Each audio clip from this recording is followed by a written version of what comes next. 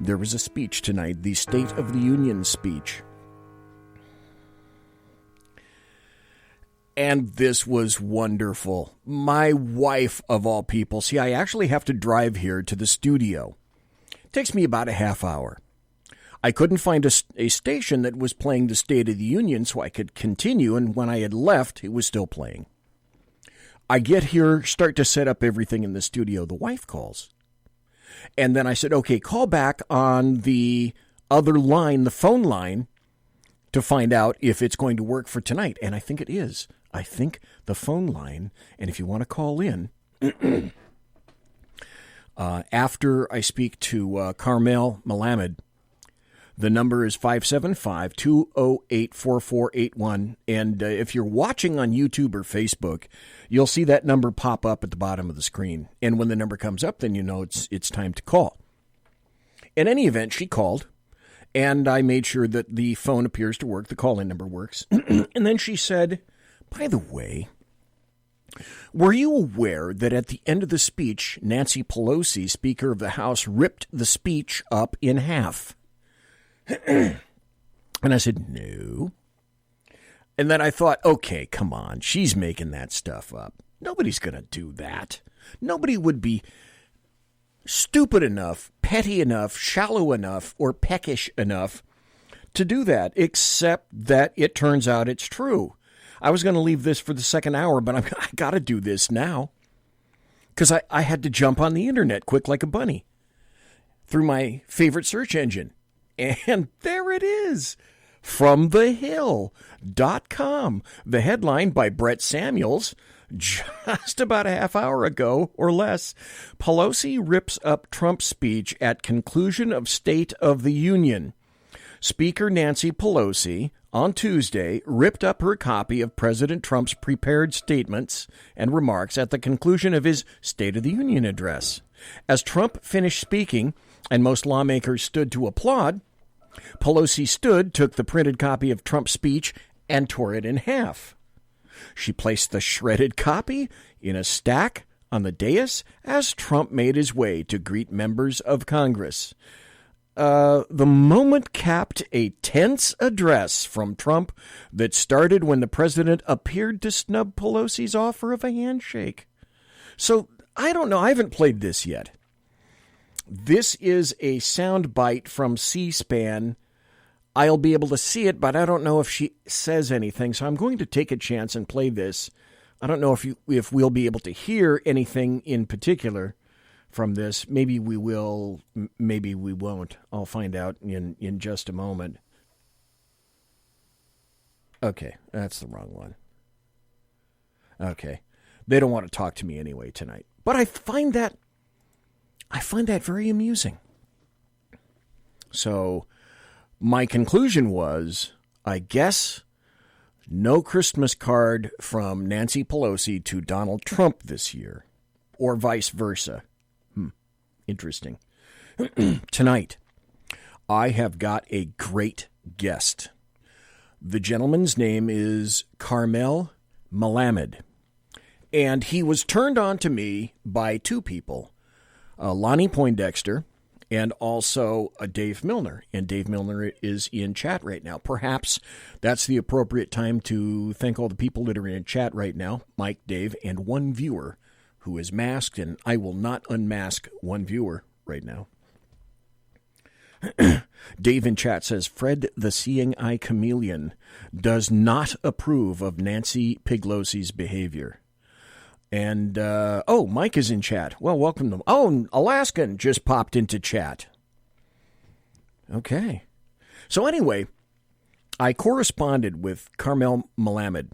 He is an Iranian Jew. And we originally were going to speak for maybe about a half hour or so.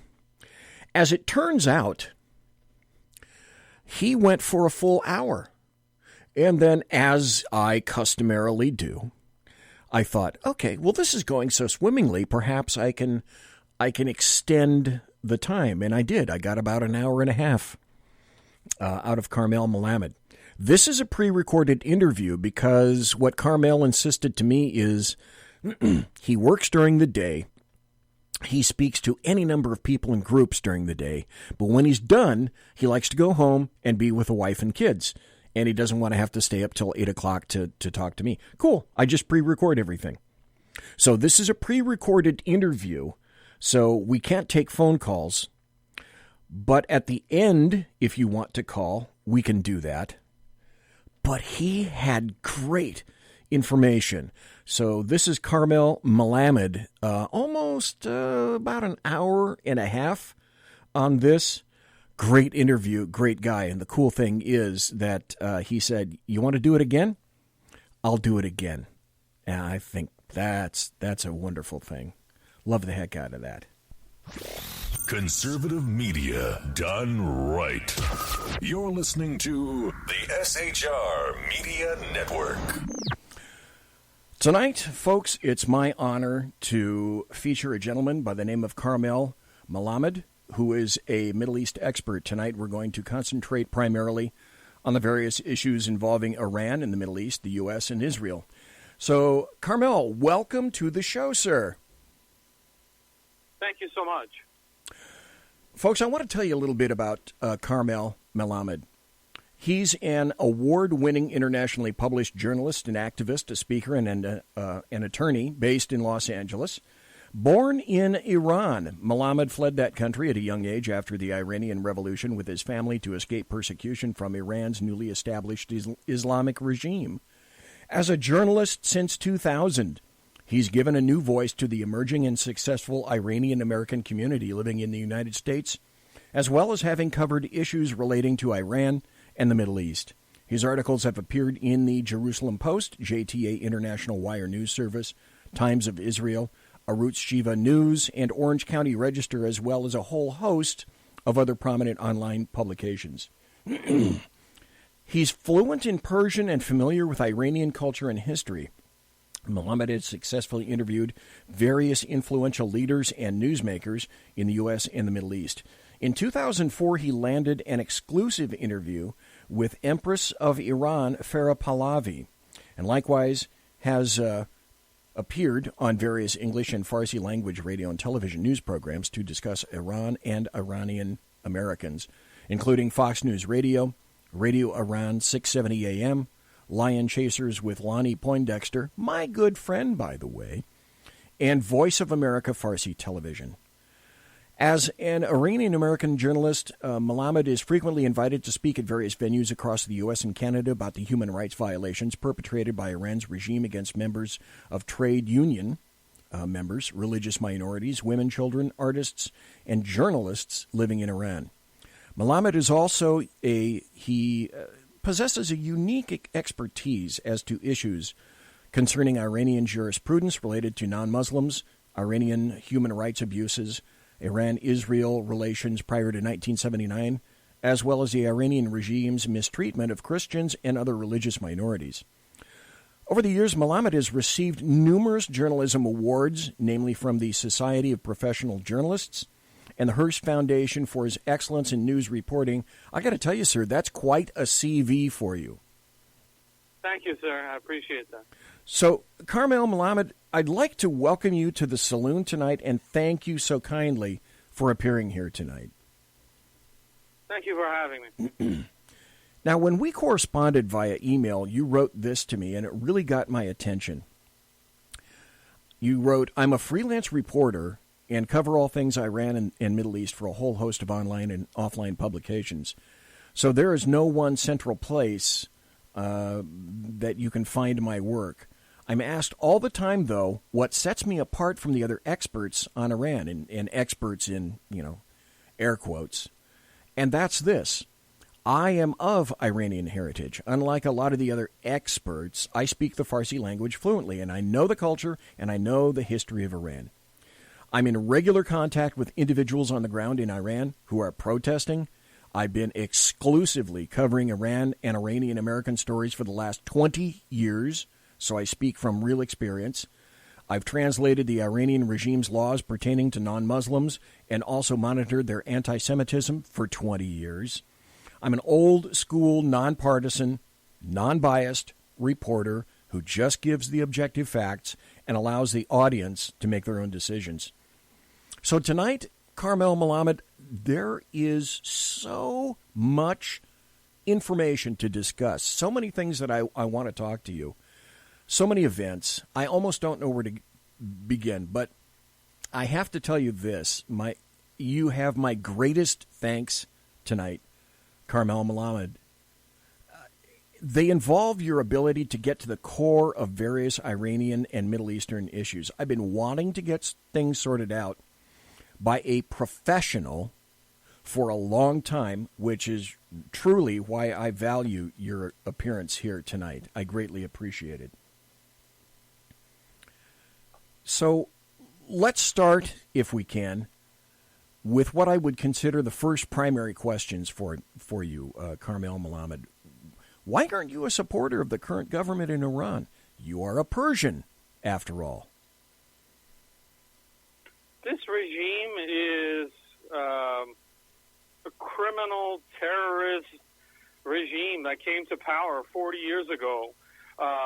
There was never any kind of democratic process where the people of Iran ever elected them. They basically overthrew the previous regime of the Shah through a bloody revolution, started executing all their opponents in Iran during the 1979 revolution. And there were, socialists, there were, democratic forces, there were loyalists to the Shah. This regime came to power illegally and executed and took out all their opponents. And once they got into power, they started implementing radical Shiite Islamic Sharia law on the Iranian society. So Muslims, Jews, Christians, Baha'is, Zoroastrians, everyone in the Iranian country was basically forced to follow this dogma, this religious dogma, which became state law. And the vast majority of folks that have fled Iran over the last 40 years and those that are in Iran today oppose this regime because of their radical theology that they've been imposing and lack of freedoms, lack of democracy. The Iranian people are a great, noble, peace-loving people. Historically, if you look at them, they are the descendants of Cyrus the Great.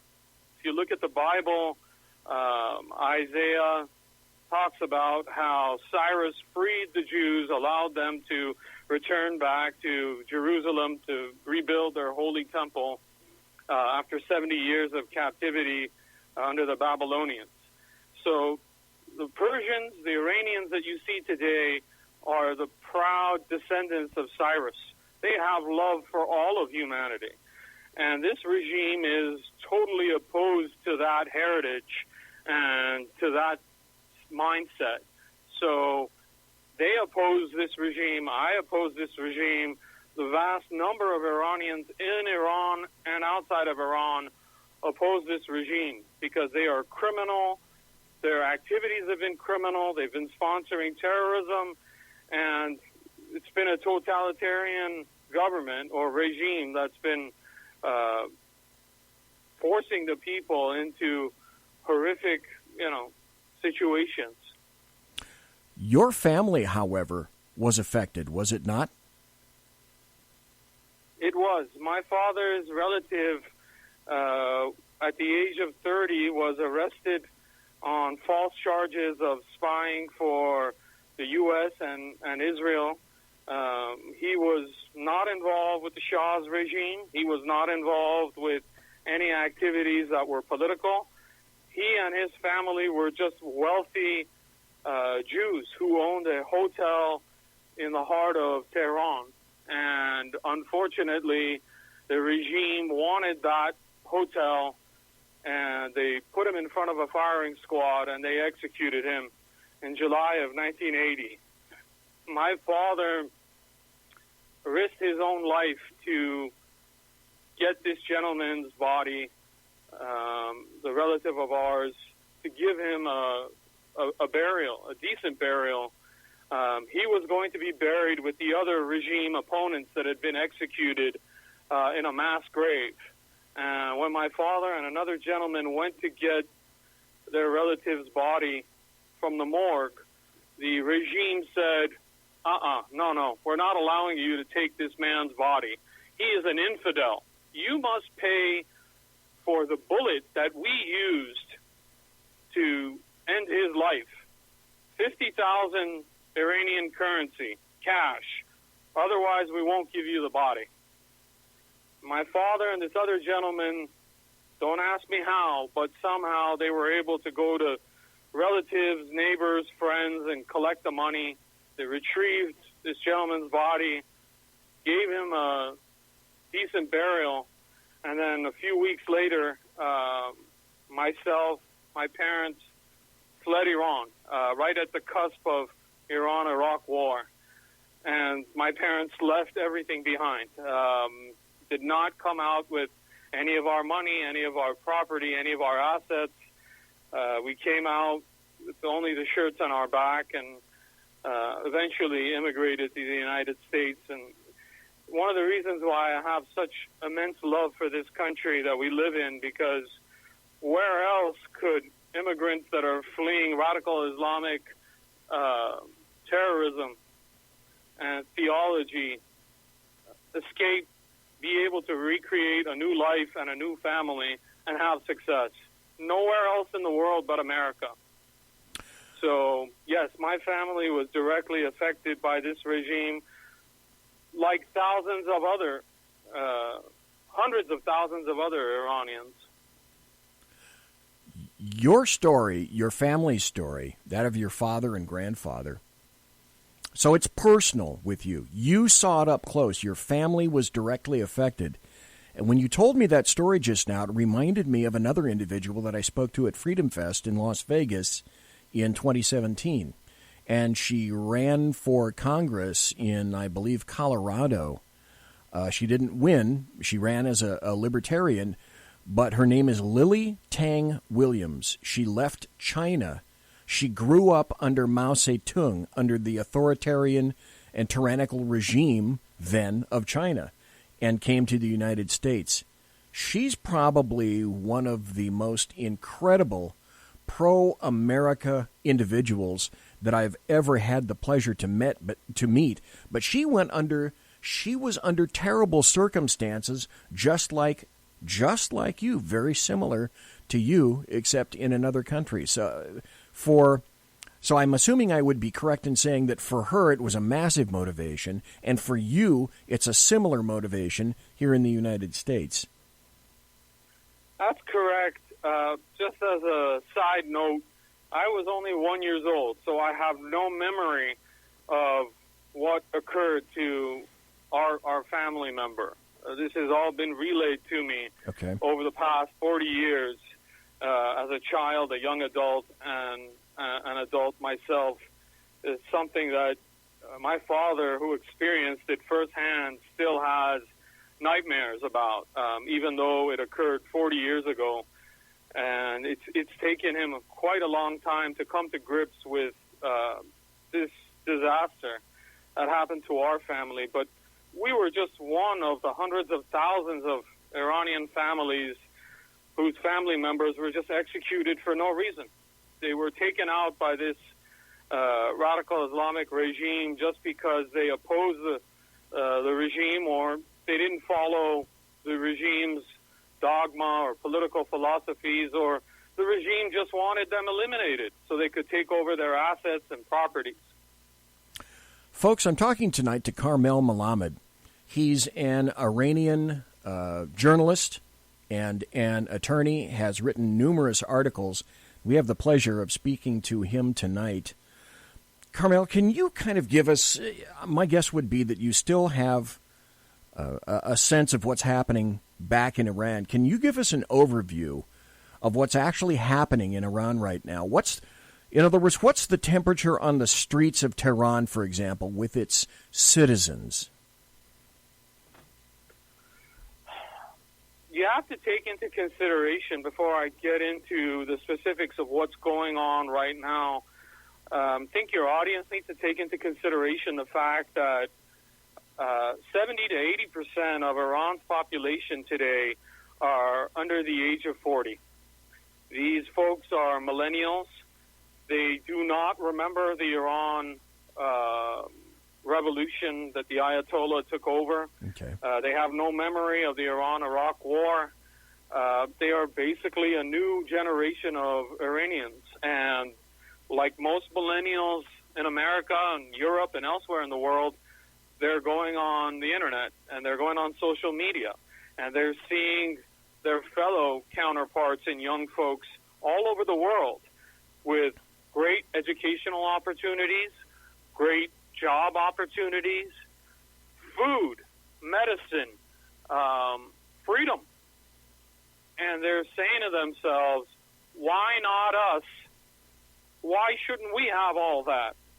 Why is our country, which is so wealthy in oil, gas, minerals, and other natural resources, struggling?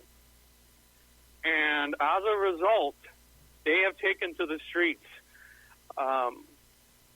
This is not a new phenomenon. We are seeing what we are seeing, and we've been seeing since November, is not a new phenomenon. This has been going on for quite a bit of time. I would take it back to perhaps 10 years ago, 2009. A lot of Iranians flooded the streets after the former president, Mahmoud Ahmadinejad, was reelected. And they were furious because they knew that the election was a fraud. It was sham. And they took to the streets. They protested for a lack of freedom, lack of economic opportunities, and they were mowed down by the regime. They were executed on the streets. They were arrested. They were beaten. They were imprisoned.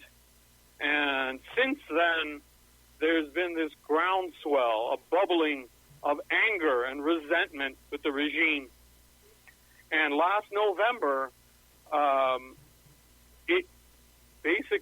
their gaskets were blown. They were furious at the regime's corruption, sudden increases in gasoline prices, ridiculously high food prices, lack of jobs, lack of economic opportunities. You have to take into consideration that vast majority of Iranians are very educated folks. Yes. Men and women. Yes. Men and women. And they have no job opportunities. And they took to the streets. They said, we don't have any freedom. We don't have any good economic opportunities. We're hungry.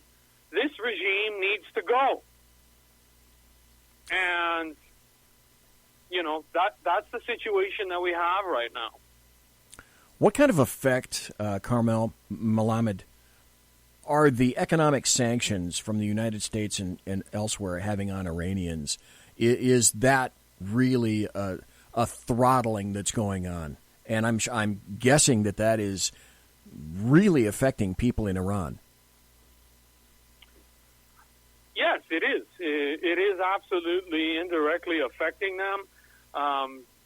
A big misnomer that you hear in the mainstream media, and I would say left-wing media and apologists for the Iranian regime, is attacking the sanctions because it's hurting people, quote-unquote, hurting people. But they're not giving you the full story, Mark. They're not telling you that a good chunk of the Iranian economy is controlled by the Ayatollahs and the Iranian Revolutionary Guard. They control private and public businesses. So obviously it's going to affect the society. Obviously it's going to affect regular people and regular jobs when the majority of the economy is being controlled by the Ayatollahs and their thugs. So absolutely the sanctions are, indirectly and I would say directly affecting the people of Iran.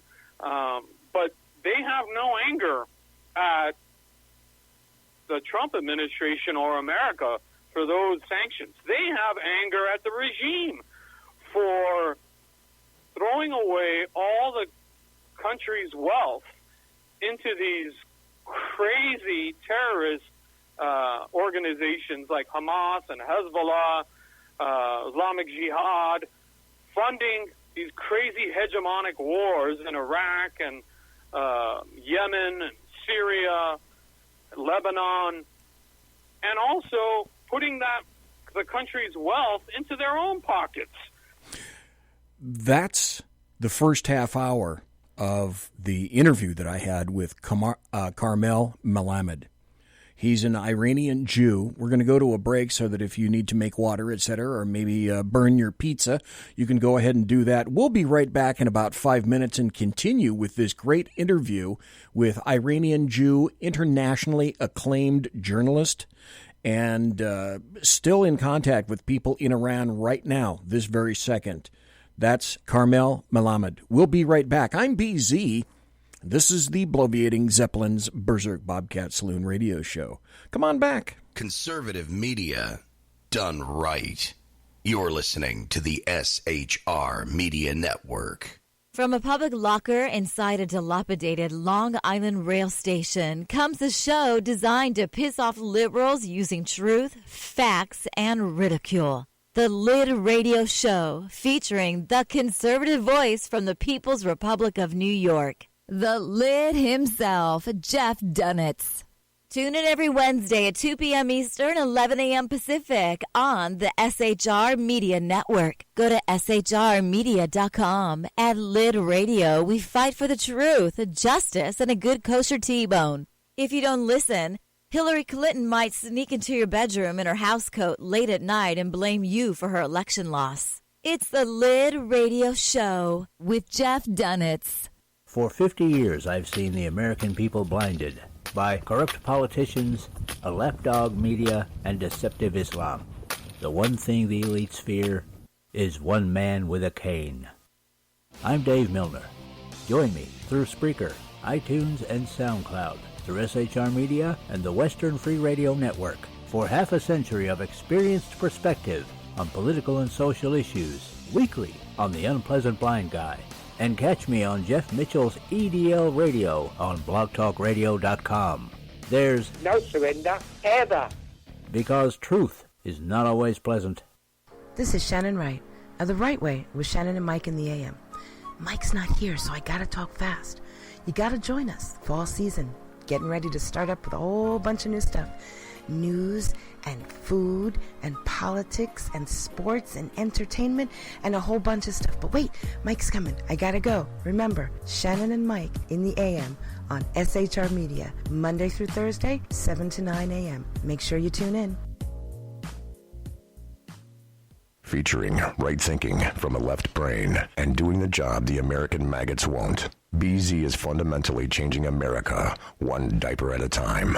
Just when safety pin manufacturers are running out of metal for the diapers of the leftists, where the speech is free, but the drinks are not. The Bloviating Zeppelin's Berserk Bobcat Saloon can be heard every Tuesday and Thursday night, commencing at 11 p.m. Eastern and 8 p.m. Pacific, where pushback is a requisite art form in and of itself. Let your ossicles be truly liberated when you listen to the Bloviating Zeppelin's Berserk Bobcat Saloon, only on SHR Media Network. No ferrets were harmed in the making of this ad. Join me, Jack Alexander, for the Jack Alexander Experiment podcast, as I take a unique outsider's look at the issues affecting the USA. I fearlessly take on the issues that everyone else is too scared to touch.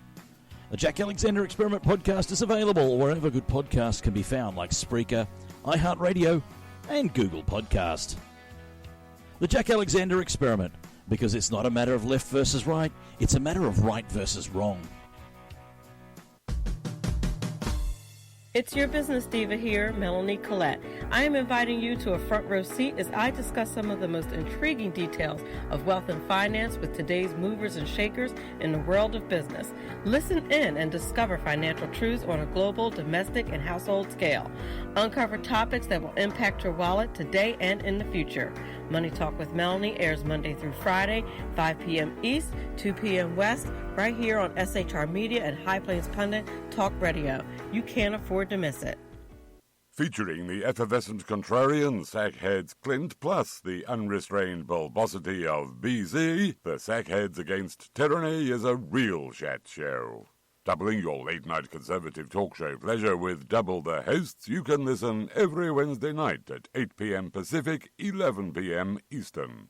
Please note, some contents may have settled during shipping. Member FDIC, batteries not included, warranty voided Montenegro. Conservative media done right. You're listening to the SHR Media Network. And we are back. Tonight, on replay, I'm talking to KARMEL MELAMED. And KARMEL is a great internationally published journalist. He's an Iranian Jew. And he's talking to me about the events that have occurred in Iran, what is the current temper of the times in terms of Iran itself, and he's going to get to Soleimani. Because what you're going to understand and hear very shortly is that, I hope you're sitting down when I tell you this, would it shock you to think that everything the American media maggots were telling you about Soleimani and Iran was wrong? Conservative media done right. You're listening to the SHR Media Network.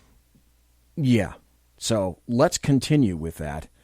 And, KARMEL, let's take it away. Let's see if I can find the right spot here. Executed on the streets. They were arrested. They were beaten. They were imprisoned. And since then, there's been this groundswell, a bubbling of anger and resentment with the regime. And last November, their gaskets were blown. They were furious at the regime's corruption, sudden increases in gasoline prices, ridiculously high food prices, lack of jobs, lack of economic opportunities. You have to take into consideration that vast majority of Iranians are very educated folks. Yes. Men and women. Yes. Men and women. And they have no job opportunities. And they took to the streets. They said, we don't have any freedom. We don't have any good economic opportunities. We're hungry. This regime needs to go. And, that's the situation that we have right now. What kind of effect, KARMEL MELAMED, are the economic sanctions from the United States and elsewhere having on Iranians? Is that really a throttling that's going on? And I'm guessing that is really affecting people in Iran. Yes, it is. It is absolutely indirectly affecting them. A big misnomer that you hear in the mainstream media, and I would say left-wing media and apologists for the Iranian regime, is attacking the sanctions because it's hurting people, quote-unquote, hurting people. But they're not giving you the full story, Mark. They're not telling you that a good chunk of the Iranian economy is controlled by the Ayatollahs and the Iranian Revolutionary Guard. They control private and public businesses. So obviously it's going to affect the society. Obviously it's going to affect regular people and regular jobs when the majority of the economy is being controlled by the Ayatollahs and their thugs. So absolutely the sanctions are, indirectly and I would say directly affecting the people of Iran. But they have no anger at the Trump administration or America for those sanctions. They have anger at the regime for throwing away all the country's wealth into these crazy terrorist organizations like Hamas and Hezbollah, Islamic Jihad, funding these crazy hegemonic wars in Iraq and Yemen and Syria, Lebanon, and also putting the country's wealth into their own pockets. the Ayatollahs, the IRGC, they are making their own children and grandchildren and their own families wealthy while the people of Iran are suffering. So, yes, they are hurting from the sanctions, but it's not the full story as our media, our mainstream media, may be putting it out there. The big culprit, and they know it, the big culprit is the regime and the regime's thugs that are resulting in their economic hardship. That's a very interesting point, and that's why I'm really glad that I had you on tonight, KARMEL MELAMED. You're pointing out these things that, yes, the sanctions are having an effect, but the disdain that the citizens of Iran have is more with their government than it is with anything else. That's a point you just don't hear in our media these days. So I asked you about the point of view in terms of the citizens of Iran. You gave a real great answer about that. But my next question is, okay, so conversely, what's going on in the government of the Islamic Republic of Iran? Is there a sense of calm? Is there anything resembling panic or any kind of an emergency in the government? Are there massive stresses on them, or did they seem to be just the government's just taking it all in stride? No, they are absolutely under pressure. They may not project that stress and that pressure in our media or in their media. Let's not forget, they're a totalitarian dictatorship a la North Korea or Cuba. They control their media, and they do not want to project weakness to their own society or to the outside world. But they are most definitely under pressure, and they're feeling the pressure, and you see it from the rhetoric of the regime's thugs and leaders. The Ayatollah Khamenei, their supreme leader, and I put that in quotes, quote-unquote, supreme leader, has given a number of speeches denouncing the sanctions, talking about how it's hurting their military, it's hurting their society, and also you can see it through their actions. The supreme leader and the whole apparatus has gone to the Revolutionary Guard and their thugs and said, go out on the streets, shoot the protesters, arrest the protesters, beat them, stop them. We can't have this revolution happening to us. So their actions also reflect the stress that they're feeling. And at the same time, you're seeing them, quite a number of the intelligentsia that were loyal to the regime, cracking and saying, hey, we need to do something to help the people. You've had a number of media folks that appear, reporters and anchors that appear regularly on the state-run media, coming on social media, resigning, apologizing to the people and saying, we're sorry for lying to you. For 11 years or X amount of years, we've been feeding you the propaganda of the regime, and we apologize. You have people that were in the entertainment industry in Iran coming forward and denouncing the regime's activities. So they are definitely feeling the pressure, and they may not say it directly, but they are showing it through their activities. Folks, we're talking to KARMEL MELAMED. He's an Iranian, Farsi-speaking, Middle Eastern expert, Iranian expert, moved here to the United States, a journalist and an attorney, and I'm very blessed to have you here tonight, sir. I'm far. Let me see if I'm understanding you correctly. The people of Iran at this point are not pointing their fingers at Western nations or President Trump in terms of the conditions in Iran right now. They're mostly focusing on Ali Khamenei, the supreme leader of Iran. Is that essentially what you're saying? Absolutely. And you don't have to take my word for it, Mark.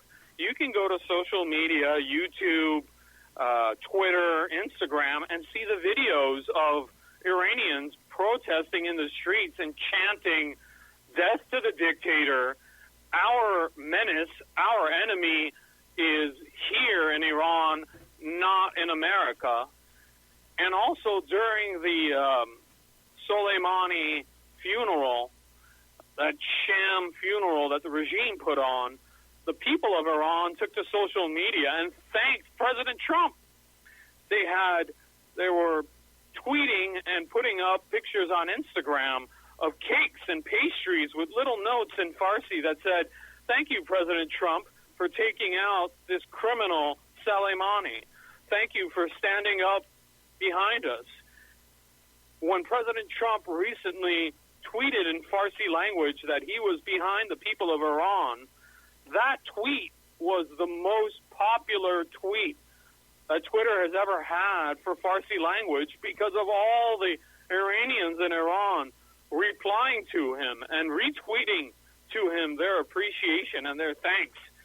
So they're thrilled with the president, and they're telling us very plainly in their chanting that their enemy is the regime and not the current administration and not the president and not the American people.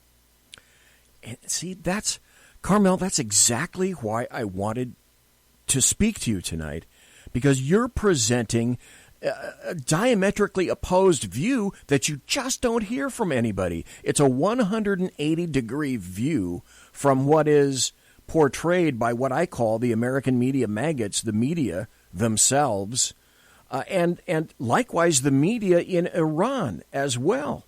So it would seem to be there's a huge chasm, a massive disparity between the people of Iran and the Muslim government of Iran. So I think what I'm building to is this. Clearly the government in Iran is vastly different than the people on the streets themselves. So because of what's happening recently, and we'll get into some of those actions, the killing of the Iranian general, etc. Clearly and you've said there's a lot of pressure on the Iranian government right now. But I think my question would be, is there such pressure on them, and because of that pressure, is that regime, are they getting close to doing something, I guess for lack of a better word, stupid? Does it feel, or is the sense that they're being pushed into a corner? And just in terms of humanity, people being pushed into a corner do not react well.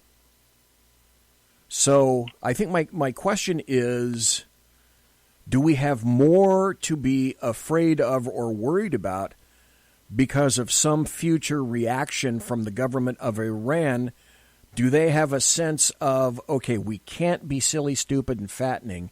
We have to control ourselves. Or is the pressure on them such that we don't really know what they're going to do? To be perfectly honest with you, I myself, as a reporter who follows the regime, and no one else knows, it's a big question mark. You've got to take into consideration the fact that this regime is not just one faction. It's not just one, leader like Muammar Gaddafi or Saddam Hussein.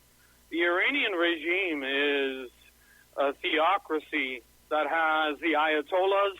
It has the Iranian Revolutionary Guard. It's got various paramilitary groups. You have different factions in this regime. So it's really hard to say how they would react and in what ways. There are many who want to relieve some of the pressure so the regime still stays in power, and believe that if they keep antagonizing America, it's going to backfire on them.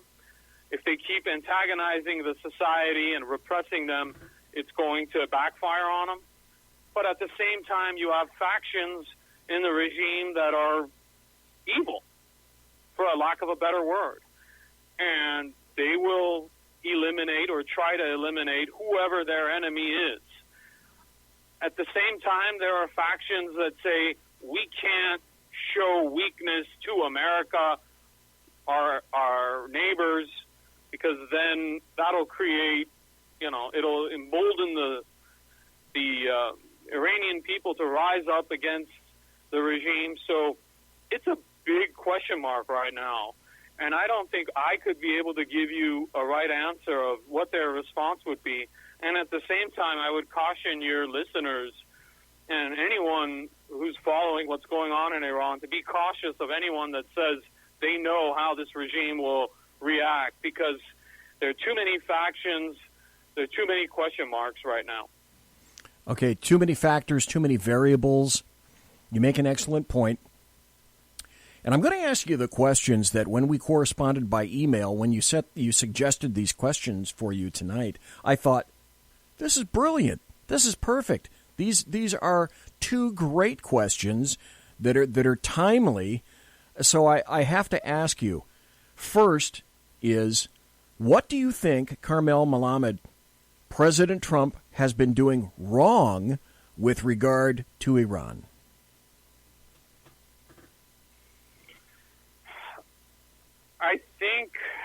I don't think there's anything he's been necessarily doing wrong. I think there are things that he could do a little bit better. Okay.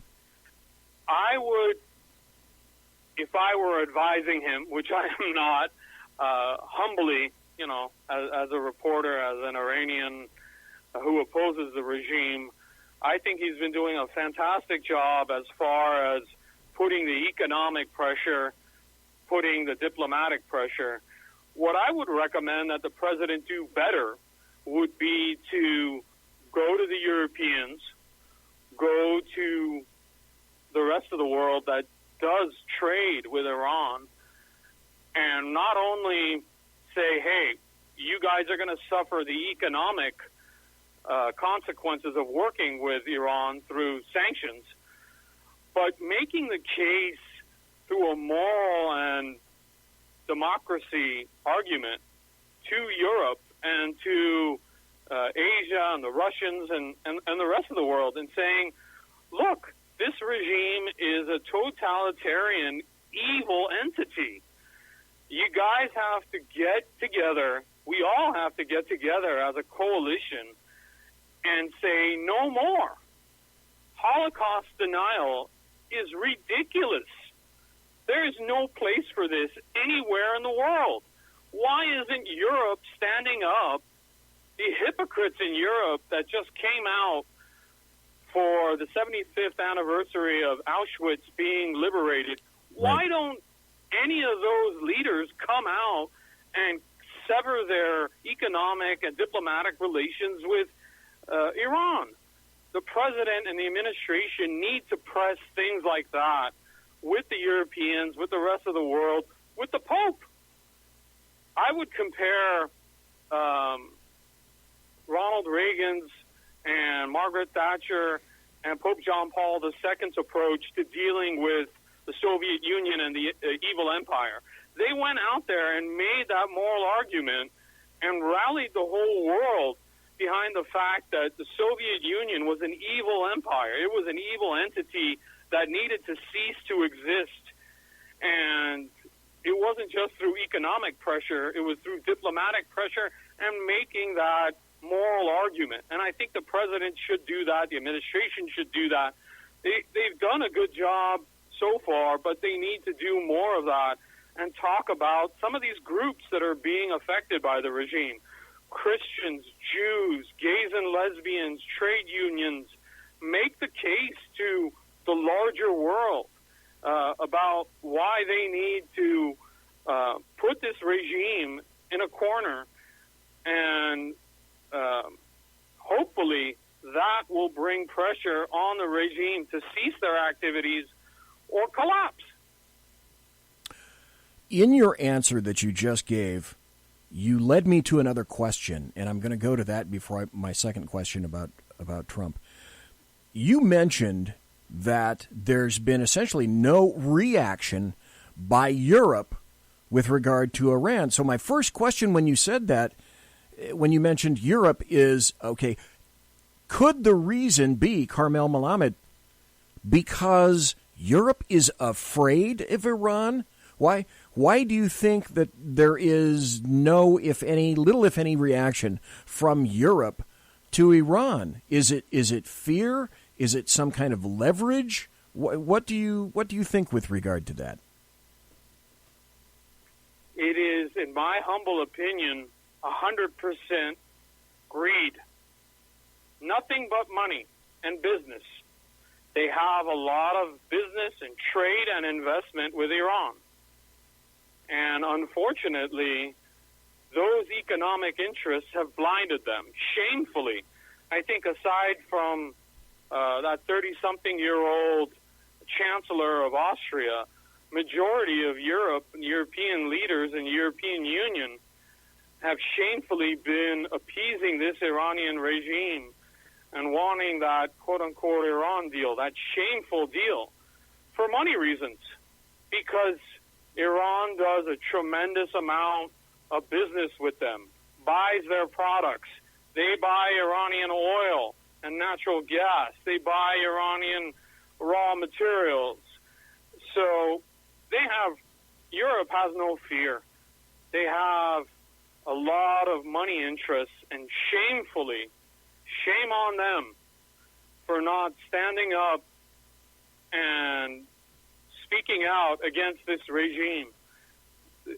You had the German Chancellor, Angela Merkel, go out, I believe it was last month. She went to Auschwitz, and she was making very, solemn commitments to fighting anti-Semitism. And I looked at that and I said, stop crying crocodile tears, Merkel. If you're serious about fighting anti-Semitism and fighting Holocaust denial, stand up to the Ayatollahs and say, no more.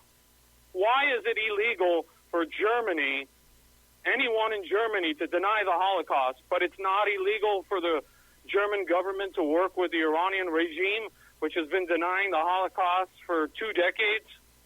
Shame on Germany. Shame on Europe.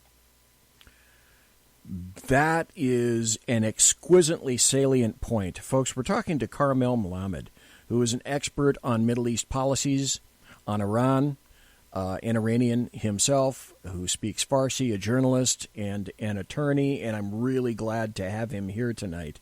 That leads up to my second question. Karmel, what do you think President Trump has been doing right or properly with Iran? Well, the number one thing has been supporting the people. He's gone on social media. He's gone on television. He's gone out there during the press conferences and said, we are with the people of Iran. We are supporting them.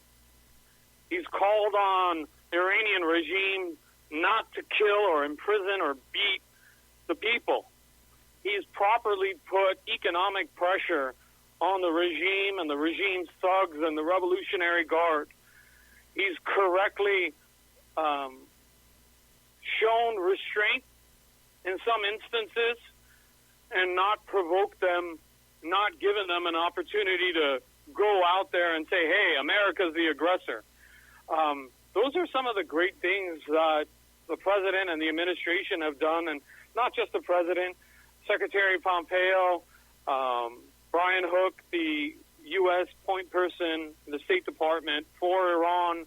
They have correctly been pressuring this regime economically, publicly, and on the flip side, stood with the people and said, we are with you. We hear your voices, and we are supporting you. In the Middle East, Iran is certainly a critical country involved there. Karmel Melamed, the American, what I call the American media maggots, leftists and Democrats, they all took President Trump to task when Iranian Major General Qasem Soleimani was killed. As he was waiting, he was going to attend some kind of a meeting at the Baghdad airport with, I think, Abu Mahdi al-Muhandis. Isn't he that guy? Wasn't he the Iraqi-Iranian military commander who headed the PMF, the Popular Mobilization Forces? And with that, we'll stop for just a moment. I'll be back after this. I hope if you've been listening to this, you understand the perspective that KARMEL MELAMED has. He is an Iranian Jew, which is why he's brought up all the various aspects that he has now. He's essentially said that what the media are telling you and have told you about Iran is completely erroneous. And then when we come back, you want to hear the truth about General Soleimani? Oh, you are definitely going to hear the truth about Soleimani when we come right back after this. Conservative media done right. You're listening to the SHR Media Network. From a public locker inside a dilapidated Long Island rail station comes a show designed to piss off liberals using truth, facts, and ridicule. The Lid Radio Show, featuring the conservative voice from the People's Republic of New York, the Lid himself, Jeff Dunitz. Tune in every Wednesday at 2 p.m. Eastern, 11 a.m. Pacific on the SHR Media Network. Go to shrmedia.com. At Lid Radio, we fight for the truth, justice, and a good kosher T-bone. If you don't listen, Hillary Clinton might sneak into your bedroom in her housecoat late at night and blame you for her election loss. It's the Lid Radio Show with Jeff Dunitz. For 50 years, I've seen the American people blinded by corrupt politicians, a lapdog media, and deceptive Islam. The one thing the elites fear is one man with a cane. I'm Dave Milner. Join me through Spreaker, iTunes, and SoundCloud, through SHR Media and the Western Free Radio Network, for half a century of experienced perspective on political and social issues, weekly on The Unpleasant Blind Guy.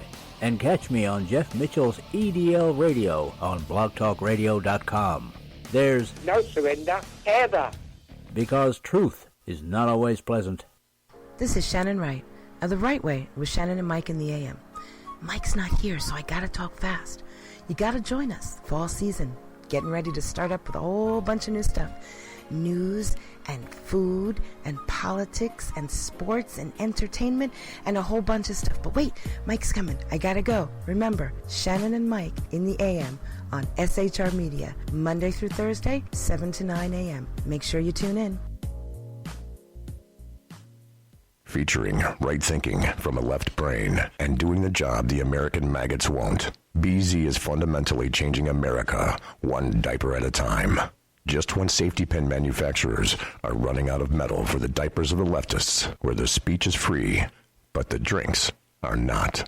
The bloviating Zeppelin's Berserk Bobcat Saloon can be heard every Tuesday and Thursday night, commencing at 11 p.m. Eastern and 8 p.m. Pacific, where pushback is a requisite art form in and of itself. Let your ossicles be truly liberated when you listen to the bloviating Zeppelin's Berserk Bobcat Saloon, only on SHR Media Network. No ferrets were harmed in the making of this ad. Join me, Jack Alexander, for the Jack Alexander Experiment podcast, as I take a unique outsider's look at the issues affecting the USA. I fearlessly take on the issues that everyone else is too scared to touch. The Jack Alexander Experiment podcast is available wherever good podcasts can be found, like Spreaker, iHeartRadio, and Google Podcast. The Jack Alexander Experiment, because it's not a matter of left versus right, it's a matter of right versus wrong. It's your business diva here, Melanie Collette. I am inviting you to a front row seat as I discuss some of the most intriguing details of wealth and finance with today's movers and shakers in the world of business. Listen in and discover financial truths on a global, domestic, and household scale. Uncover topics that will impact your wallet today and in the future. Money Talk with Melanie airs Monday through Friday, 5 p.m. East, 2 p.m. West, right here on SHR Media and High Plains Pundit Talk Radio. You can't afford to miss it. featuring the effervescent contrarian sackheads Clint plus the unrestrained bulbosity of BZ, the Sackheads Against Tyranny is a real chat show. Doubling your late-night conservative talk show pleasure with double the hosts, you can listen every Wednesday night at 8 p.m. Pacific, 11 p.m. Eastern. Please note, some contents may have settled during shipping. Member FDIC, batteries not included, warranty void in Montenegro. Conservative media done right. You're listening to the SHR Media Network. Folks, we're back. We are in the second hour of BZ's Berserk Bobcat Saloon radio show. This is an interview with KARMEL MELAMED that I pre-recorded last week because he's generally not available at night. He likes to be with his family and his kids. Great. I think that's a great move. So we pre-recorded the show, and he is an absolute great interview. He's also he's saying stuff and will continue to say stuff that just makes you think, how do the American media maggots get away with lying to the public as nakedly as they do? Well, we're going to pick it up with that, and we're also going to go now into General Soleimani, and you're going to discover that essentially everything the American media maggots told you about General Soleimani is wrong. Not just the president, Secretary Pompeo, Brian Hook, the U.S. point person, the State Department for Iran, they have correctly been pressuring this regime economically, publicly, and on the flip side, stood with the people and said, we are with you, we hear your voices, and we are supporting you. In the Middle East, Iran is certainly a critical country involved there. KARMEL MELAMED, what I call the American media maggots, leftists and Democrats, they all took President Trump to task when Iranian Major General Qasem Soleimani was killed. As he was waiting, he was going to attend some kind of a meeting at the Baghdad airport with, I think, Abu Mahdi al-Muhandis. Isn't he that guy? Wasn't he the Iraqi-Iranian military commander who headed the PMF, the Popular Mobilization Forces? Am I getting that wrong? Anyway, he killed them with a drone strike on January 3rd. Another thing that I'm curious about, and I don't know if you have heard this, individuals were telling me that Soleimani flew into Baghdad airport, not on a military plane, but on a commercial jet. If true, that seems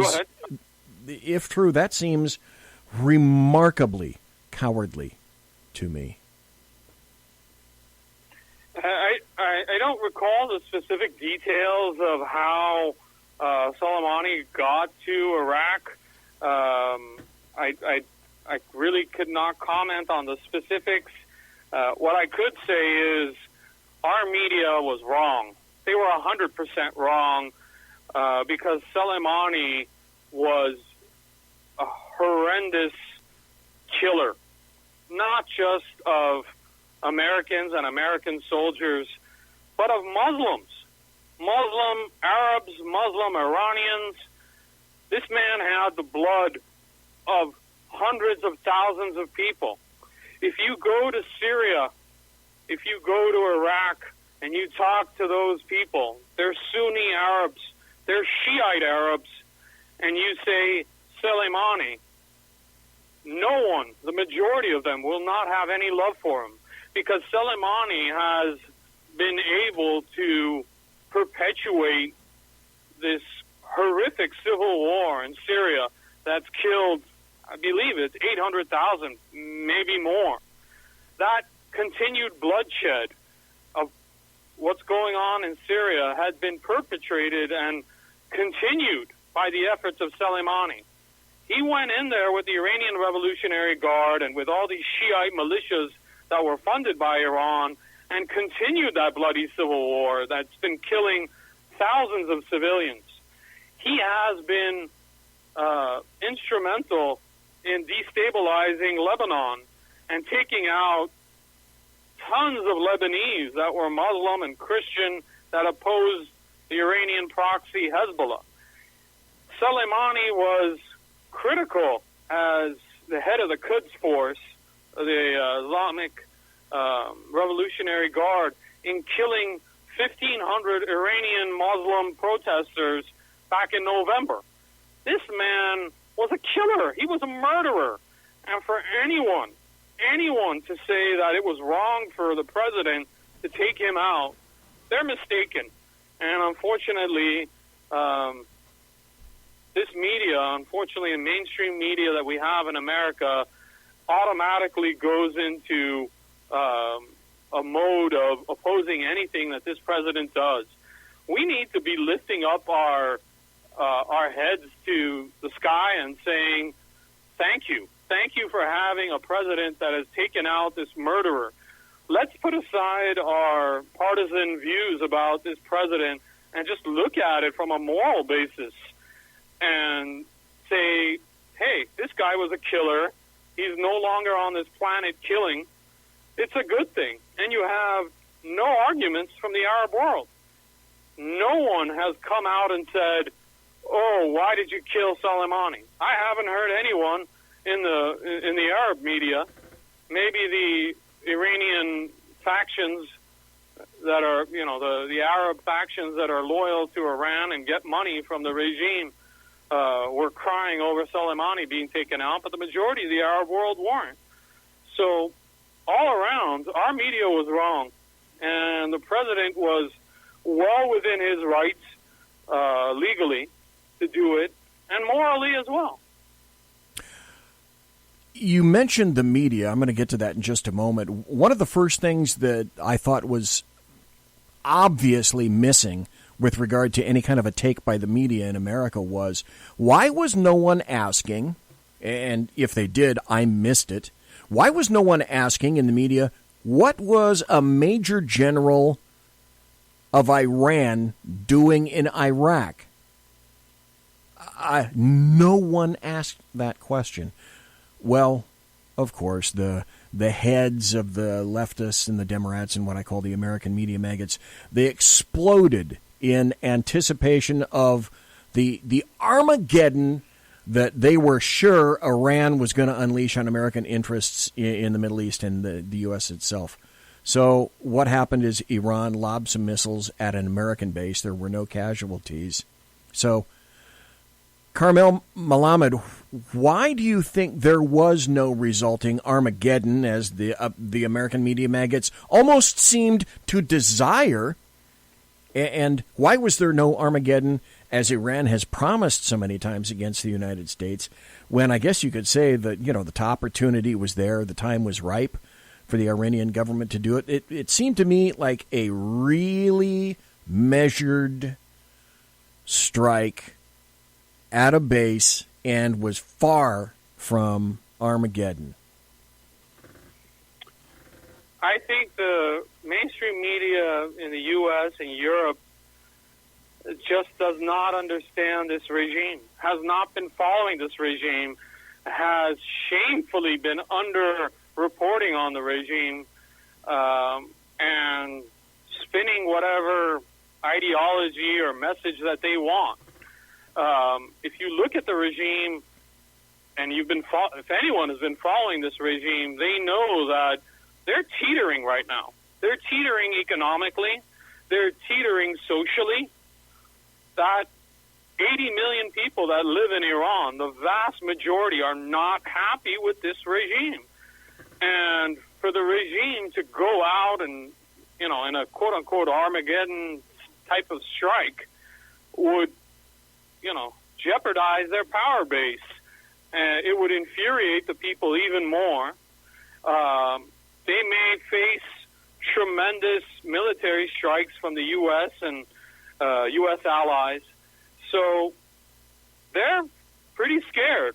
and they know that, if they make the wrong move, either internally they will go down, or externally they may go down by a strike from the U.S.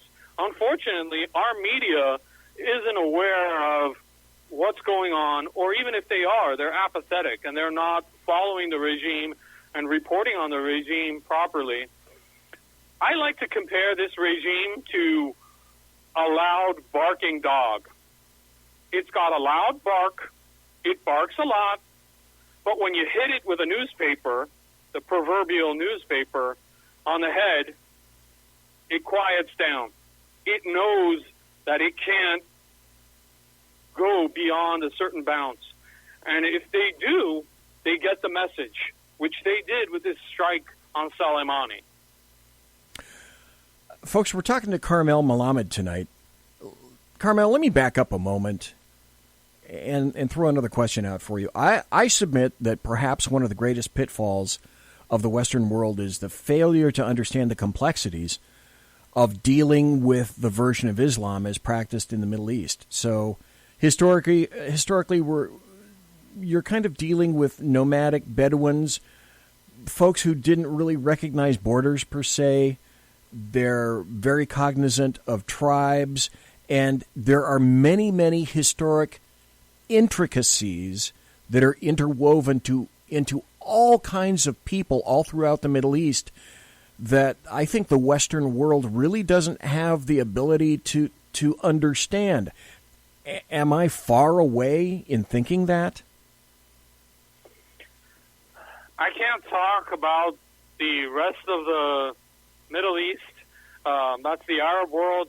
You are absolutely correct. They are different tribes and groups and have different thinkings and mentalities. I can only speak to Iran, which is my expertise. There are different tribal groups in Iran. There are different ethnic groups in Iran. But they are pretty much united with this national perspective, with a common language and a common culture.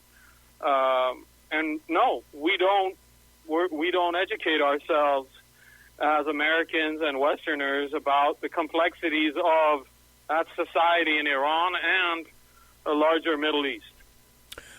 The other thing that I think a lot of media leave out is, to me, the obvious, because you have to factor in and I think understand the difference between Sunni and Shia. People, Sunni and Shia, let me see if my summary gets even close, that I have a fundamental understanding. Sunni, it is all about Sunni and Shia. Sunni Islam, ISIS, hates Iranians, Shia. Sunni Arabs were responsible for 9/11, essentially. Iran is mostly Shia. If I'm not mistaken, the largest number of Shiites in the world. Saudi Arabia is mostly Sunni, where Shiites are a minority. Syria is mostly Sunni. ISIS, ISIL, Daesh are Sunni and Wahhabist. And Iran the government of Iran is predominantly helping and funding Syria. Iran equals Shia and ISIS equals Sunni. So, let's see, if I'm... Shia, which is Iran, numerically are a much smaller group than Sunni. Do I kind of have that right? Yeah, that is correct. I would just add that there's a large segment of Iraq where you have Shiites. There is a segment of Shiites that live in southern Lebanon. And you have a segment of Shiites that are in Yemen. The current Houthi terrorists in Yemen are Shiite, and they are getting support from Iran because of their Shiite allegiance following, religious following. Right. The difference between the two sects of Shia and Sunni are basically the Sunni follow a certain prophets that preceded Muhammad, and the Shiites follow a certain other group of prophets that followed Muhammad. And they have, there was a chasm between them several thousand years ago over who was the successor to Muhammad. And that has perpetuated into, ongoing war and conflict between these two different sects of Islam. Basically, massive doctrinal differences.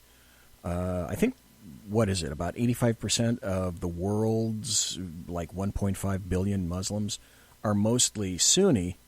But so seldom do I ever hear mentioned in the media this particular issue, which is huge and directly involved in what's going on in the Middle East. So one of my thoughts was, okay, media, if you can't even understand the two major sects of what's going on, then how can you begin to even remotely understand the true nature of what's being played out then? It boggles my mind to think that people are writing, and another reason that I'm so glad that you're here tonight, people writing things essentially from ignorance, or do I have that wrong, KARMEL MELAMED? They are. They are ignorant. They are lazy. They don't want to do their homework. They're young reporters that have just been thrown into a beat. They don't take the time to learn about these societies and cultures and religions. Some of it is just apathy. They don't care. I come from the old school world of journalism that believes in doing your homework. As a reporter, you have an obligation to do your homework, to give the facts, to get the background history, know what you're talking about before you put pen to paper or start typing out a story or reporting a story in front of the cameras or radio. So unfortunately, you are absolutely right. We have a media, mainstream media, that is apathetic, uneducated, lazy, or just, they are listening to what their editors are saying, and they're not thinking for themselves. KARMEL MELAMED, you wrote an article on January 29th for the Arutz Shiva, and the title of it, I'm holding the article right here, it says, L.A., Los Angeles, Iranian Americans welcome dialogue with Trump administration official. You wrote this article. Trump administration's Brian Hook addresses Jewish, Christian, and Muslim Iranians in Los Angeles following the elimination of Qasem Soleimani. Can you tell us about this article and why that meeting is important, do you think? Well, you just look at the community. Before I get into the visit by Brian Hook to Los Angeles, I need to mention the fact that at one of the events, I was a moderator for a question and answer segment with Brian Hook at one of these events for the Iranian American community. I just want to put that out there and lay it all out so people understand that there's no bias on my end. And I've put that out in the article itself. But it was significant, Mark, because of the fact that for 40 years, every administration, from the Carter administration up until the Obama administration, has never really come out and spoken to Iranian Americans. The largest segment live in Southern California. You've got close to 1 million Iranians living in California itself. About approximately 300,000 living in Los Angeles. They are the largest expat Iranian community outside of Iran. Why haven't any of the other administrations ever come to talk to the community? Hear their side of the story. Get their feedback. Share with them what they're doing. This was historic.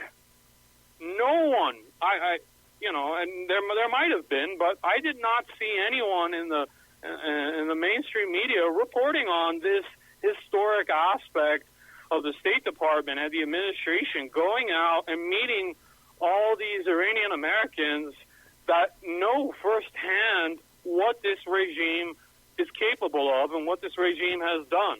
Not just to Muslims, not just to Jews and Christians, but to Zoroastrians, Baha'is. Baha'is in Iran are executed. They have zero rights. Christians and Sunnis and Jews, Zoroastrians have third-class citizenship or second-class citizenship. But Baha'is have zero rights and zero citizenship. They're just executed. They're killed. The regime has no tolerance for them. And they were able to meet with Brian Hook. They were able to talk to him. And you had religious leaders and community leaders. They were able to share their thoughts. And the outpouring of just support for them, for the administration coming out and meeting them was tremendous. Is the entire Iranian American community supportive of the Trump administration? Not at all. In no means. There are many Iranian Americans that don't like this president. They don't like his approach to Iran. They don't necessarily support the regime. They're not crying over Soleimani, but they're Democrats, or for whatever reason, they don't like this administration. But they do appreciate the fact that the administration came out to their community, listened to them, heard them, listened to their questions, answered their questions, and said, hey, you guys matter. In this whole Iran policy that we as Americans are putting out there, you guys matter. And that was historic. And one of the main reasons why I wrote that article, to put it out there, you don't hear from them. You don't hear from the Iranian Christians who have been under tremendous persecution by this regime. And I don't mean just Armenian Christians or people that were Christian in Iran. I'm talking about converts. There are hundreds of thousands of former Muslims that converted to Christianity in Iran over the last 40 years, and they have underground churches, and they are being killed. They are being arrested. They are being tortured. We don't hear from them. The mainstream media doesn't hear from them. And I was very honored and grateful to them for speaking to me and allowing me to share their story in this article and share their experiences with venues like yourself and other media outlets that are not in the mainstream. See, that's another reason that I'm glad you're on tonight. The other thing is that you hit upon this at the beginning of the interview, and that's these people are going to oppose whatever it is that President Trump does simply because of the fact that it's him. And I believe that to be true completely. As you point out so properly, this stuff isn't covered. The media doesn't seem to care. And I think it's purposeful simply because, for no other reason that it is President Donald John Trump, and that's a story for another day that I could discuss for hours on end. Folks, we're talking to KARMEL MELAMED, who is an Iranian journalist, attorney, an expert on Middle East affairs and Iran. One sort of final overarching question, and that's with regard to Iran and the nuclear deal.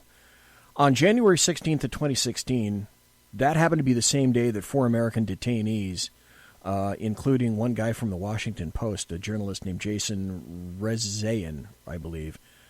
On the same day that was released, there was a jumbo jet carrying $400 million in euros and Swiss francs and a whole bunch of other currencies, and it landed in Tehran.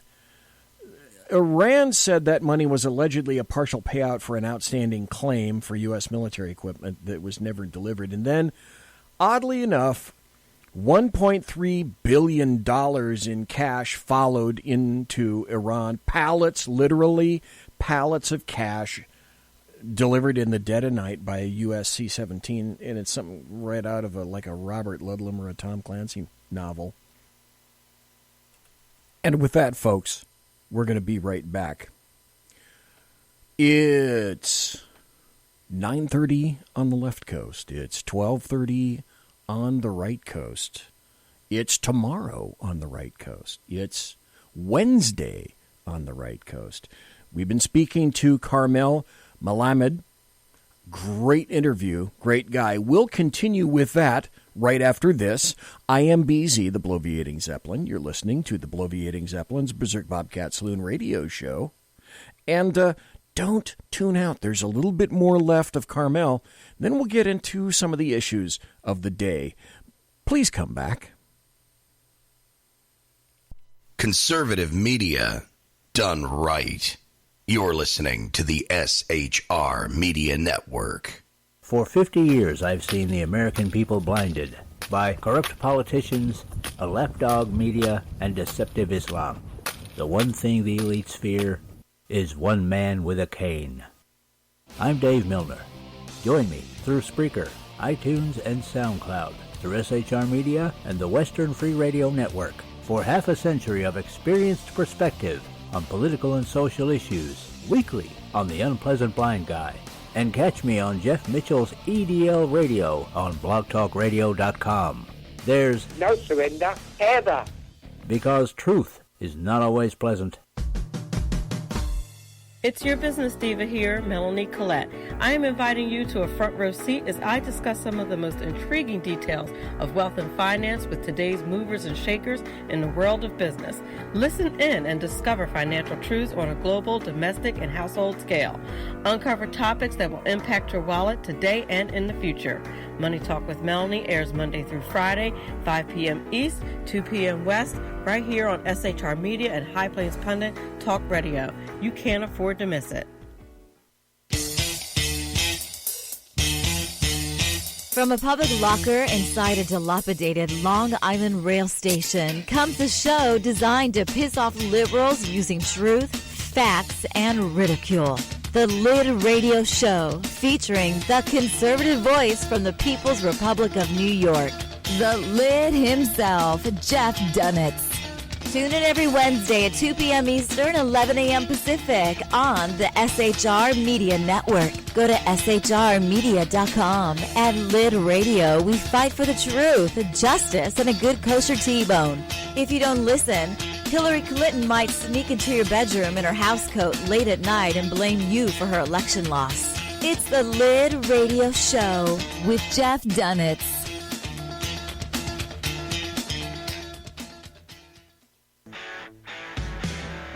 Hey girls, Carry Girl Gear is here. More and more women every day are concealed carrying, participating in competitive shooting, and getting firearms training. It's not a boys' club anymore, and we don't have to shop in their stores anymore either. Finally, a cool and unique clothing line just for women. Dope tees and hats for the patriotic concealed carry and 2A girl. So what are you waiting for? Go check out carrygirlgear.com today. Broadcasting behind enemy lines in occupied California, a mere 2 miles from the state capital, the Bloviating Zeppelin's Berserk Bobcat Saloon radio show can be heard every Tuesday and Thursday night at 8 p.m. Pacific and 11 p.m. Eastern, only on the SHR Media Network. Go to shrmedia.com to listen. You can also watch on the SHR Media Facebook page and the SHR Media YouTube channel. No goldfish were abused in the making of this ad.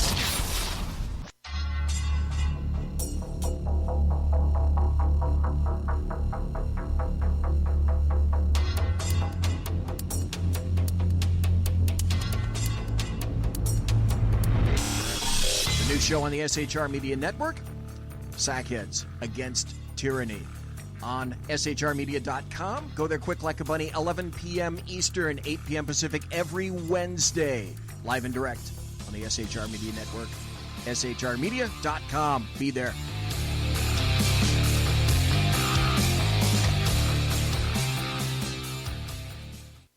Hey, this is Michael Wright. And I'm Shannon Wright. Join us for The Right Way with Shannon and Mike, Monday through Thursday from 7 to 9 a.m. right here on SHR Media. Why are they joining us?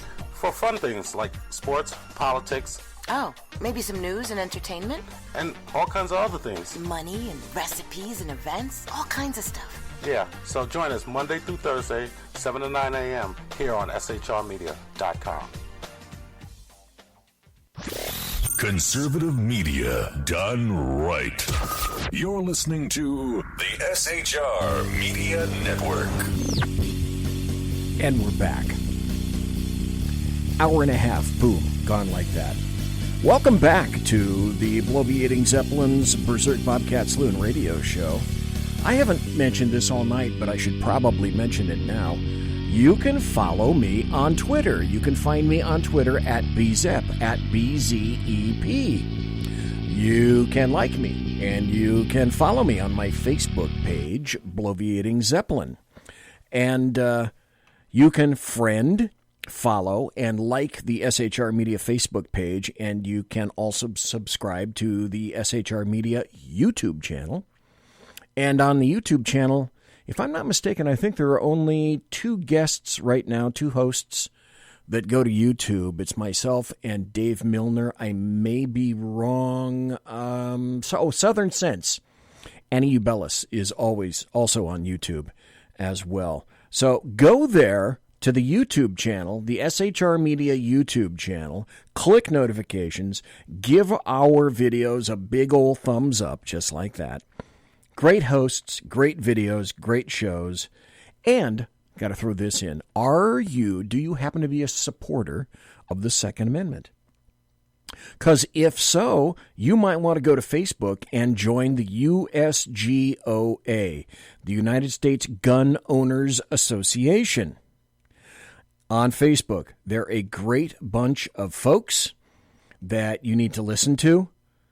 Go there, quick like a bunny. Join the group. Great folks, great time. The interview tonight is with KARMEL MELAMED. And KARMEL was kind enough to come on my show. He spoke about Iran. He will continue to speak about Iran. And also about Soleimani. I got to have him back. Tomorrow, things are going to change again. Oh, my God. I'll talk about that at the conclusion of the interview. This is the last segment of KARMEL MELAMED. He is an Iranian Jew. His father, his parents, moved him out of Iran when the Shah fell, and now he's talking to us about Iran and essentially is telling us that everything the American media maggots have been telling you about what's been happening in Iran and about Soleimani, that's all bogus. Fundamental question, KARMEL MELAMED. Why did Obama, do you think, do the so-called nuclear deal with Iran when Iran has, in my estimation, pretty much a notorious history of not caring anything about holding up their end of any bargain or deal conducted with a Western nation? I never understood that. Is there a reason for that, do you think? My mind is as boggled as yours is, Mark. I still do not understand why anyone would give billions of dollars in free cash to a regime that is trying to acquire nuclear weapons. For 40 years has been saying death to America, we want to destroy America, has been holding Iranian Americans and other Americans hostage. It boggles my mind. I still don't understand it. And it was most definitely a ransom.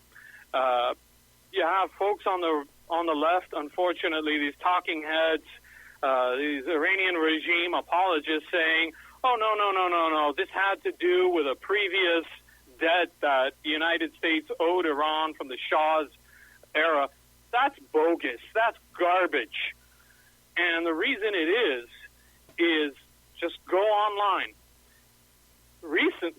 Just recently, last week, there was a video that was put out by the regime of one of the Iranian Revolutionary Guard leaders who was speaking in front of a big crowd in Iran, and he was saying, you guys are all idiots. You don't understand anything about the economy. Look at what America did. We held Rezayan, that Washington Post reporter, and America paid a ransom of $1.8 billion in cash. We need to do the same thing. We need to keep getting Americans and holding them hostage so we can get money in ransom, and it'll help our economy. That's the way to fix the Iranian economy. You had this Iranian Revolutionary Guard general or leader go out into their media and plainly say that it was a ransom from the horse's mouth itself. And it's yet, available online. If you go to the website, that nonprofit organization called MEMRI, MEMRI.org, .org, they have that video there, and they've translated what this Revolutionary Guard leader says. He plainly says it was a ransom. And yet no one wants to listen. No one wants to listen in Europe. No one wants to listen in the United States. Except President Trump, it would seem. Was President Trump, Carmel, do you think, pulling the United States out of the Iran deal, was that the proper thing to do? It was the best thing to do. Because why was America, why would Europe want to continue giving a lifeline, an economic lifeline to this regime that wants the destruction of America and the Western world and democracy, money? And why would we want to give them a path to a nuclear weapon, nuclear weapons? Eventually, that shameful deal would lapse. Their ability to develop nuclear weapons and reprocess that uranium would lapse after, I don't remember the exact date, 7 or 10 years. Right. Well, after 7 or 10 years, the deal would lapse, and they could, generate as much nuclear material as they like. Why would we give anyone a path to that? So the president was 100% right in tearing up that deal because it was giving an economic lifeline to the regime, and it was potentially giving them a path to nuclear weapons, which could plunge the entire Middle East, which is already a tinderbox, into a potential nuclear war in the future. The Europeans, as you indicated, it would seem to me, are afraid of Iran because they're afraid that Iran will turn off the spigot to oil and gas and cash. So, Carmel, do you believe Iran had any intentions whatsoever of honoring that nuclear deal at all? Most definitely not. They've never kept any deal that they've, quote-unquote, deal that they've made. If you look at their history, this is a regime that talks from both sides of its mouth. It does whatever it wants, thumbs its nose at Europe, the UN, and the rest of the world. The only time that they back off is when they realize that there's going to be serious political or serious economic or military consequences for what they do. You have reason to believe that they were not even honoring it during the deal itself. I don't know if you recall, but I believe it was last year or the year before, you had the Israeli Mossad, their equivalent to the CIA, go into Iran and remove this treasure trove of information that the regime was holding on to about processing uranium and making potential weapons. So that find in itself by the Israelis show that the regime was never genuinely interested in keeping that agreement. Carmel, do you believe, or are you aware of any indicators that would tend to lead you to believe that Iran does in fact possess nuclear weapons right now? I don't know that per se. I do not want to speculate on something like that. They are very secretive in what they've been doing as far as their nuclear program. It would be hard for me to say something like that, and I would prefer not to speculate on their nuclear weapons capability because I don't have that information. And the lack of information out there, it would not be prudent for me or anyone else to say whether they definitively have one or not. Then this follow-up question, Carmel, do you think it's even possible in some fashion to stop Iran from acquiring nuclear weapons? Absolutely. Most definitely. Through this continued economic pressure, diplomatic pressure, where the regime eventually collapses and you have a democratically elected government that comes into place and says, enough with this nuclear weapons program or any nuclear processing. We want to get rid of this stuff, so that would end it. As far as other avenues, there's most definitely cyber warfare. We've seen that with the Israelis.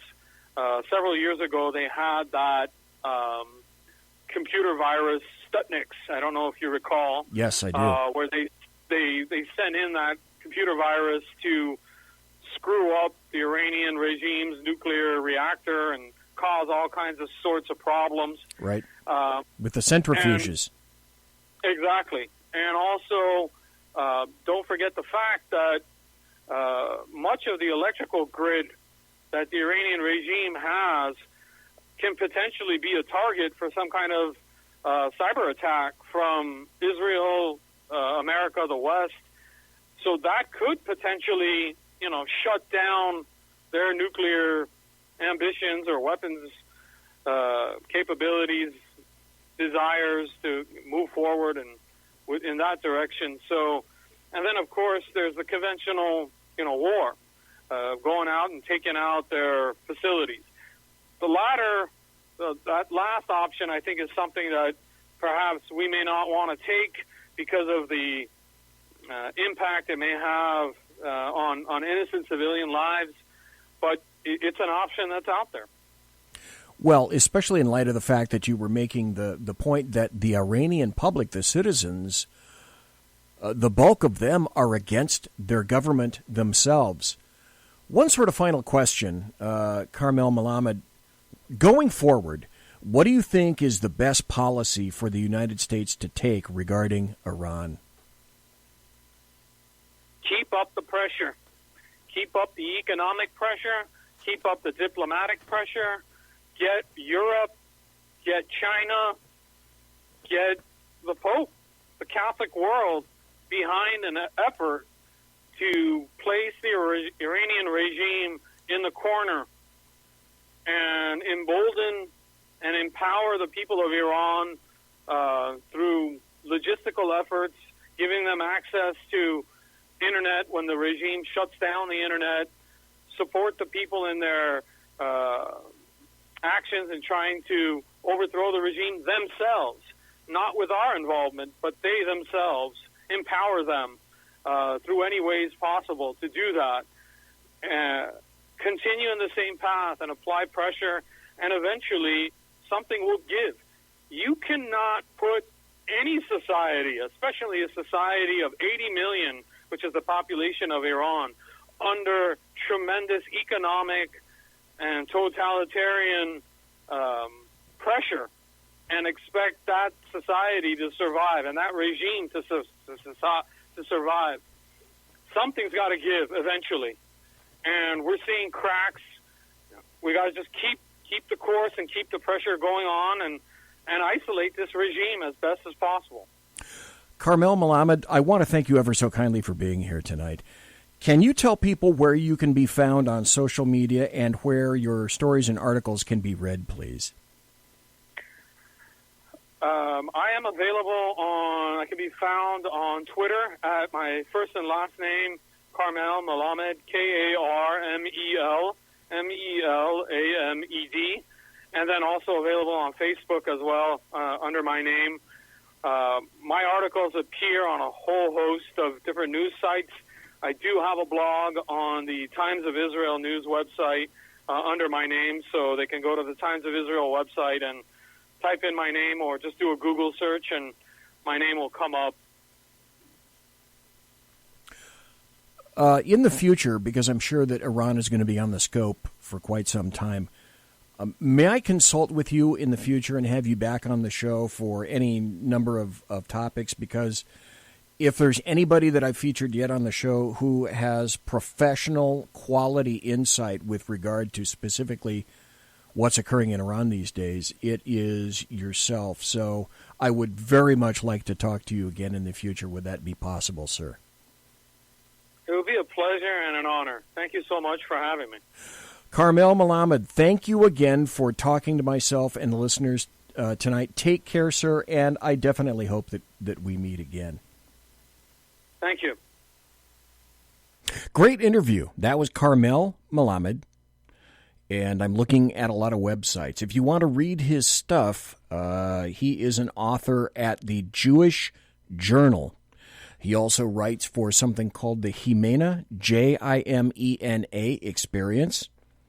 He also writes for The Forward at forward.com. He also writes for the Times of Israel. This guy gets around. Great author, great writer. And apparently he's been on, he's been on Dave's show. God, I just can't believe, because we originally had agreed. I like this. This is a nice trend for me. I'll start out small. I try to be, I guess, the Scotty of radio. Under-promise and over-perform. And by under-promise, I mean, I'll start out small and I'll ask somebody, can you be on the show, 15 minutes, a half hour? That'd be fine. And then I get 15 minutes, a half hour.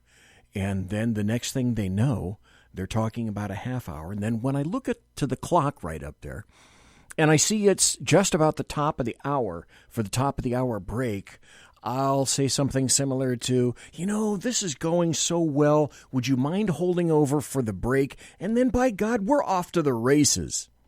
And invariably, all the people except for one, Joe Wamba, when he said a half hour, he meant it. And I intuited that from him, quite simply. But the information that you get from people, I mean, it's just fabulous. It's incredible. I love it. There are so many other places that I could go right now that I'm wondering if I am going to go. There's a story that I do want to get to. I'm still agonizing over whether I'm going to do.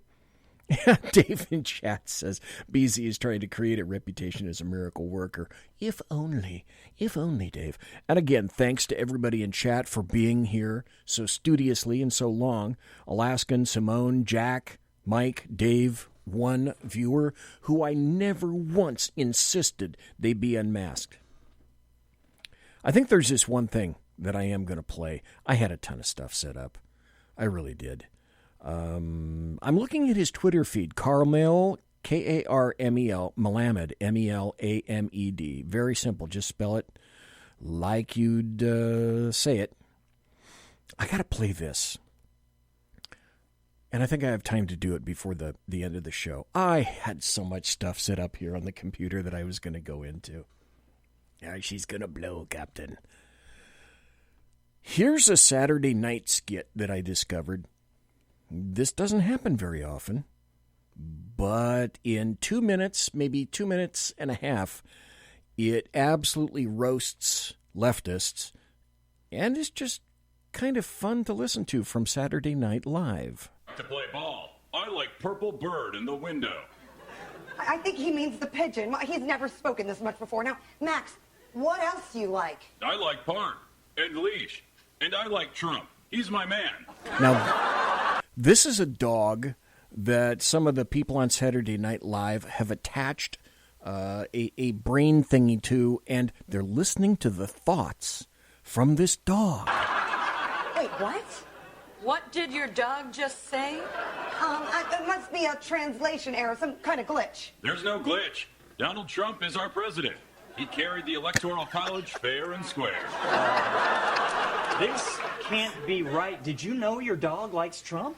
He doesn't. I absolutely do. Trump has issues, but one big change is better than business as usual. Okay, Max, no, you drop that right now. You don't like Trump. The Dow was up 2,700 points since he was elected. Let's not delay. Your dog is a monster. No, he's not. Just let me talk to him, Max. I'm sorry, but you're just a dog. You don't know what you're talking about. Excuse me, Helen, but yes, I do. Stinking helmet. Can't believe you put this on me.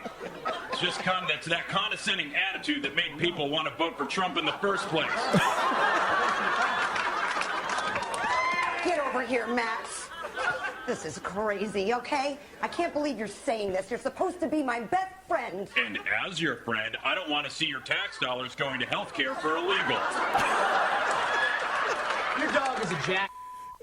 What? Oh, hang on, Max. Listen, Trump is bad. Trump is a racist. What do you know about black people? You never brought one into our house once. Really? No, Max, that is not true. It is absolutely true, Helen. Plus, Trump is the only one that isn't owned by Wall Street. Oh, my God. Are you insane? My head's going to explode. What about his record on women's rights? Don't you want me to have a choice over my own body? You didn't afford me a choice when you cut off my balls. Max,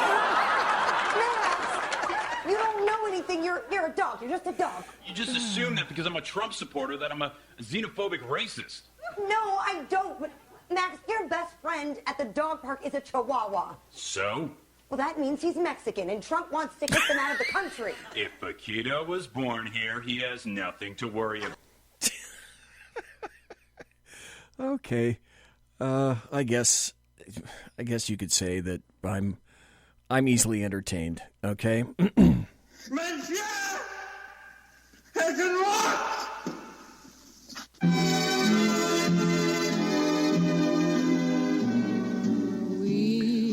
Ladies and gentlemen, boys and girls, children of all ages, thanks for listening to the Bloviating Zeppelin's Berserk Bobcat Saloon, live and direct right here on the SHR Media Network. If you want to contact me, you can find me on Twitter at bzep, at BZEP, and on my blog at bloviatingzeppelin.net. Promotional consideration is by the Lockheed Martin Skunk Works, Shure, and Electro Voice microphones, and Arrakis boards, plus Pratt & Whitney engines, thrust you can trust. Also, the Allahu Snack Bar, just a little bit of Mohammed in every bite. Tiaras are by My Little Pony. Thanks to my personal KC-135 Kettle One refueling team with whom I'll be consorting in less than an hour. Thanks to everybody in chat. Thanks for everybody listening live. Thanks to KARMEL MELAMED for being here tonight. And tomorrow night, chat show, not quite sure. Thursday night, I will be back with Dan Butcher, the second best man in the news business. God bless. Take care. Be safe. Tomorrow, Trump acquittal. What's going to happen?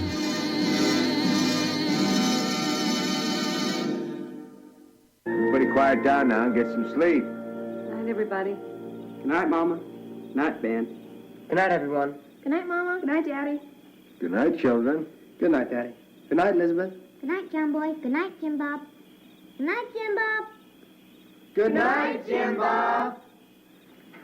What's going on? I was asleep. What's everybody doing? Good night, Good night, Jim Bob.